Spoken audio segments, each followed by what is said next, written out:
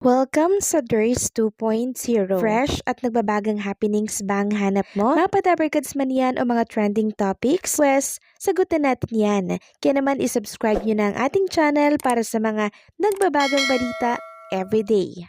So ayun, welcome back again sa ating YouTube channel mga Kadaverkads. Isang makabuluhang talakayan na naman po ang ating pag-uusapan dito po sa update natin ngayong araw po ng Huwebes. Tungkol ito syempre sa kinakaharap din na usapin ni Bossing Vic Sotto laban dito sa direktor na si Daryl Yap. Pero bago po ang lahat, nais ko lang i-anunsyo na muli na naman pong namayagpag sa darating na 2025 midterm election sina former Senator Vicente Tito Sotto III at Panfilo Ping Lacson. Batay po yan sa bagong survey ng Social Weather Station.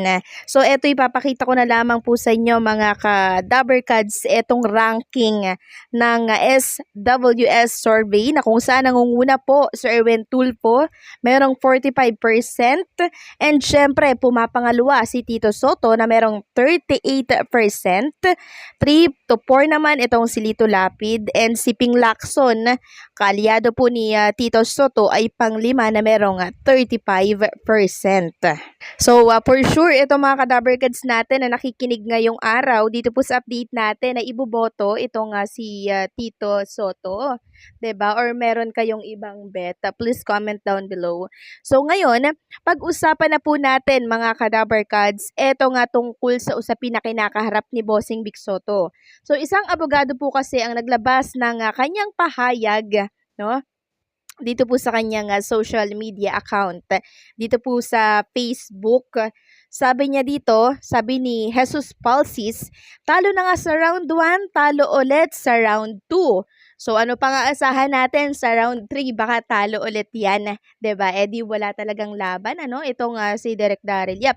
Sabi pa dito, hindi na niya mapapalabas yung pelikula sa theaters. Hindi yan mabibigyan ng ratings ng MTRCB, not because they want to censor trope, but because may conflict sa batas. So yun po yung tinatalakay natin sa mga hindi po nakakaalam kung bakit hindi po yan tinanggap ng MTRCB, hindi dahil para hadlangan yung pelikula, kundi meron po silang mga requirements na hindi ma-comply. Hindi po nila masubmit kasi nga po may kaso, meron po itong legal battle dyan sa korte. So yun po yung dahilan, hindi po dahil hinahadlangan ng MTRCB, dahil may conflict of interest, dahil si Lala Sotto ay ni Bossing Vic Sotto, hindi po ganon. Merong hindi na-comply etong pelikulang to. Yun po yun. Sabi niya pa, the MTRCB law requires the films to be shown are not covered by sub-judice or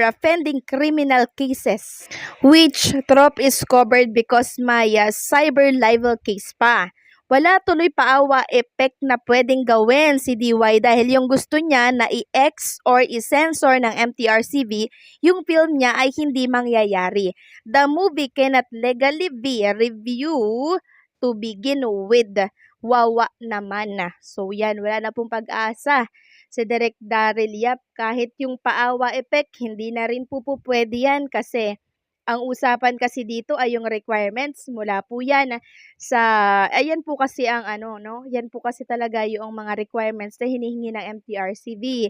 Yung clearance, katunayan, walang kaso ito sa trial court, sa korte, di ba? Hindi nila ma-comply, kaya X sila ngayon sa sinihan.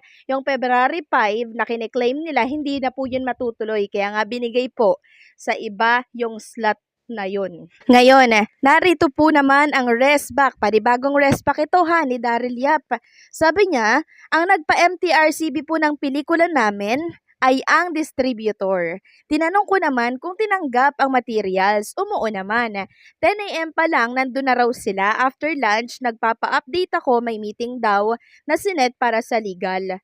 Gabi na nang mabasa ko ang letter para sa mga additional requirements na hindi naman hiningi sa mga pelikula ko noon. 16 films din yon. So sa 16 films na yon, baka walang kaso yon. 'Di ba? Ito kasing Pepsi Paloma, may kaso to, kaya hiningan nga kayo. 'Di ba?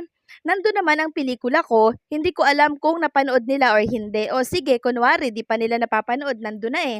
Pag pumunta ka sa MTRCB, natural, papareview ka. So sabi ko, nung nakapasok na sa portal ng distributor at nandun na sila sa MTRCB, nagpapareview kami o nire-review na. Hindi naman nandun iyon for safekeeping. Wala akong intensyon na maging edelantado o pangunahan o magsabi ng mali.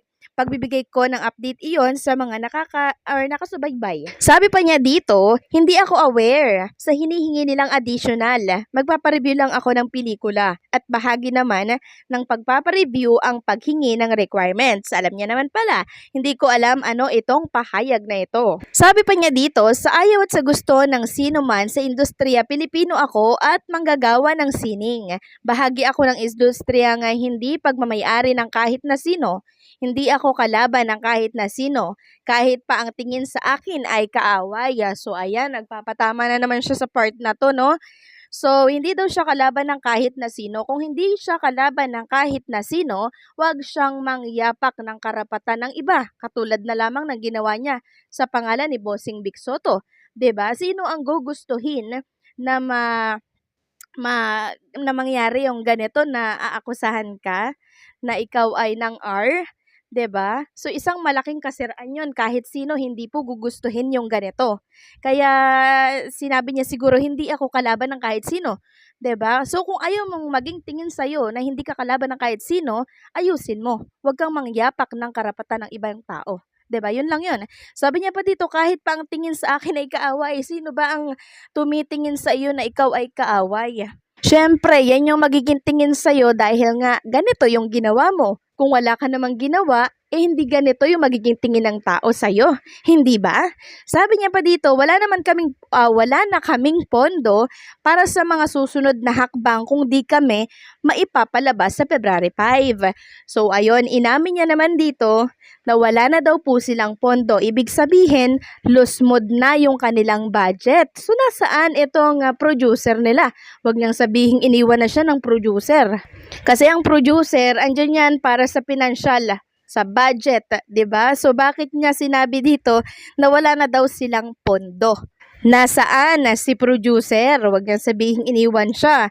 Sabi pa dito, ganun pa man, nirerespeto ko ang MTRCB kung hindi pa nila ni-review, okay. Pero wag akong gawing sinungaling sa maliit na detalye. Gumawa ako ng pelikula, bahagya ng industriya ng mga karapatan at kalayaang kaakibat nito. Pelikula ko lang ang pinapasuri ko, hindi ang aking pagkatao. So, grabe, di ba? Ang dami niyang sinabi, parang meron pa siyang mga patama dito na hindi ko maintindihan.